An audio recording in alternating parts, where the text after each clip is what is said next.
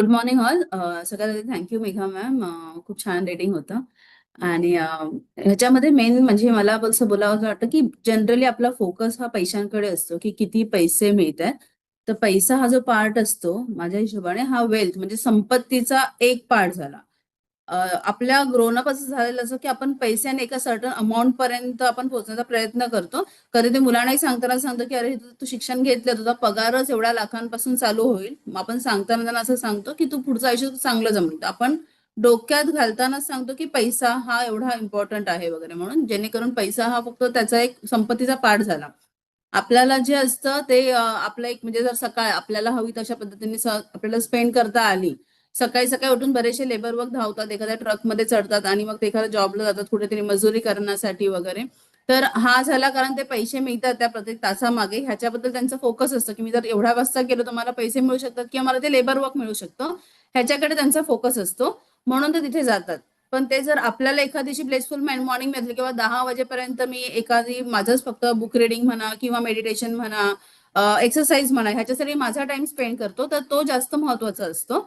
आणि त्याला मला वाटतं तो पण आपल्या इव्हन संपत्तीमध्ये कॅल्क्युलेट होतो. आपल्याला जर रात्री वेळेवर झोपायला मिळत असेल आणि झोप व्यवस्थित लागत असेल तर ती पण आपली वेल्थ झाली.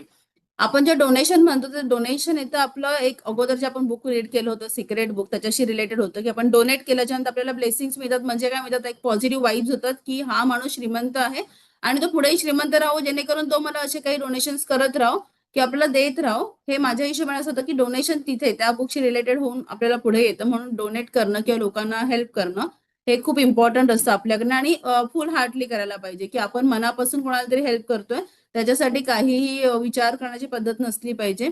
तर ते कुठेतरी आपल्याला वेल्थ क्रिएशन करण्यासाठी हेल्प होऊ शकतं. अजून एक आपण शिकलो की आपण वेल्थ क्रिएट करताना जनरली लक्झरियस लाईफ, मिडल माणूस मिडल क्लास राहतो कारण की तो लक्झरियस लाईफ कडे बघतो की मला एक मटेरियलिस्टिक असतं की मला एवढं मोठं घर घ्यायचं किंवा मला ही कार घ्यायची आहे.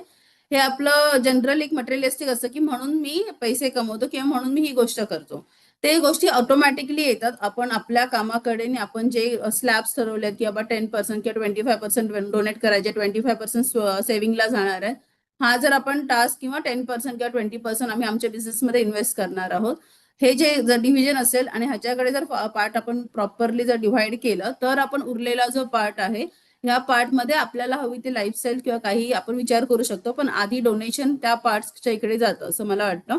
मेंटॉर बद्दल आपण म्हणालो, हा मेंटॉर खूप इम्पॉर्टंट असतो कारण मलाच सगळं येतं आणि मी खूप एकदम खूप म्हणतात ना सर्व ज्ञानी आहे आणि मला काही नाही. एखाद्या वरच्या मेंटॉरला ही मेंटॉरची गरज असते आणि ते लोक त्या पद्धतीनेच चालतात. मेंटॉर कोण असतो? तर मेंटॉर ज्याने तो आपला सेम जर्नी क्रॉस केलेली आहे आणि तो पाथ सेम रस्ता आपला चाललेला आहे, त्याला ते अप्स अँड डाऊन्स पाहिजेत आणि त्याची पूर्ण भावना इच्छा असेल की ही व्यक्ती मी पडलेल्या खड्ड्यांमध्ये पडू नये आणि म्हणून मला त्याला हात देऊन तिथपर्यंत पोहोचवायचं आहे. मग काहीही झालं तर मेंटॉर असणं खूप गरजेचं असतं. आपल्याला एखादा गुरु आपल्या लाईफमध्ये असणं फार इम्पॉर्टंट असतं.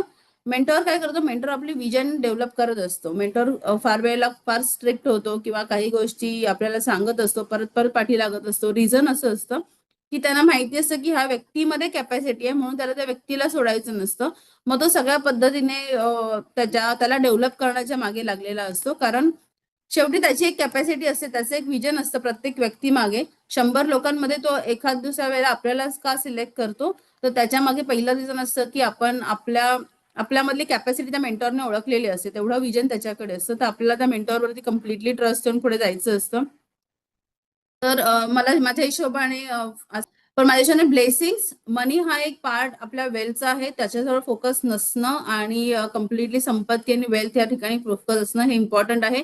डोनेशन लाईफमधला सगळ्यात महत्त्वाचा पार्ट आहे. हेल्पिंग केल्यामुळे आपल्याला पॉझिटिव्ह वाईब्स पण येतात आणि आपलं थिंकिंग पॉझिटिव्ह राहतं आणि लोकांना आपल्याकडनं हेल्प होऊन जाते बाय डिफॉल्ट.